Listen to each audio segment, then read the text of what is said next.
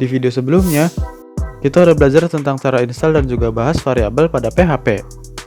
Sekarang kita akan bahas tentang hal-hal dasar pada PHP kayak tipe data, string, dan number. Yang pertama kita bahas tipe data. Di PHP itu ada beberapa tipe data. Di antaranya adalah string, integer, float, boolean, dan lain-lain. Ayo kita cari tahu satu persatu. String adalah tipe data yang berupa teks. Contohnya kayak gini. String bisa berupa teks apapun yang ada di dalam tanda kutip. Kita bisa bikin string ini dengan pakai tanda kutip 1 atau tanda kutip 2. Kalau integer adalah tipe data yang berjenis angka. Float itu juga data berupa angka, tapi bentuknya bilangan pecahan kayak gini. Tipe data ini biasanya dipakai buat nampung data harga suatu barang pada program penjualan. Dan integer buat nampung jumlah barang yang dibeli. Selanjutnya ada boolean. Boolean adalah tipe data yang hanya memiliki dua nilai, yaitu true dan false. Ini berguna buat ngebandingin antara beberapa nilai. Kita akan coba pakai tipe data ini pada video yang akan datang untuk lebih jelasnya. Next ada null. Null adalah tipe data khusus yang cuma punya satu nilai, yaitu null itu sendiri. Variabel dengan tipe data null adalah variabel yang gak punya nilai tetap.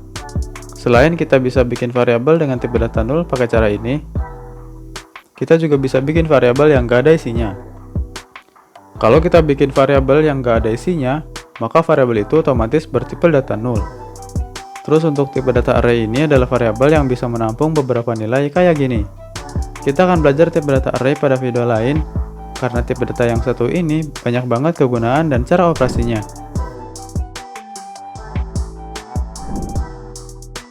Kelas dan objek adalah dua aspek utama dari pemrograman berorientasi objek. Kelas merupakan blueprint alias cetakan buat bikin objek. Dan objek adalah instance alias hasil pembuatan menggunakan kelas. Ketika objek itu dibuat, objek mewarisi atau memiliki semua properti dan juga fungsi dari kelas. Tetapi setiap objek akan punya nilai yang berbeda untuk setiap properti. Misalkan kita punya kelas bernama hewan. Hewan bisa punya properti kayak nama, jenis makanan, warna, dan lain-lain. Properti ini bisa kita jadiin variabel kayak nama, warna, dan seterusnya buat nyimpen nilai properti ini. Ketika objek kayak kucing, kerbau, dan lain-lain dibuat, mereka mewarisi alias punya semua properti dan fungsi dari kelas. Tetapi setiap objek akan memiliki nilai properti yang berbeda. Kalau kalian bikin function construct, PHP akan otomatis memanggil function ini pas kita bikin objek dari kelas. Cara running program PHP adalah dengan membukanya pada browser.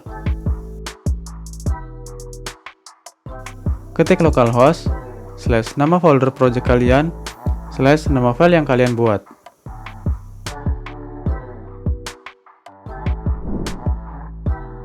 Ketiga adalah magic constants. PHP punya banyak konstanta yang udah ada dan siap dipakai. Konstanta adalah sebuah nilai yang gak akan pernah berubah dan gak bisa diubah. Tapi ada konstanta spesial pada PHP yang selalu bisa berubah nilainya tergantung pada penggunaannya. Pertama ada konstanta line. Konstanta ini akan berisi nilai yang ngasih tahu nomor baris pada script coding sesuai dengan nomor pada text editor. Perhatiin nomor ini. Pada browser nanti juga akan nampilin nomor baris yang sama.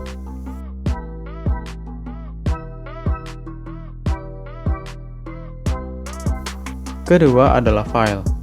Ini untuk ngasih tahu lokasi file beserta nama filenya.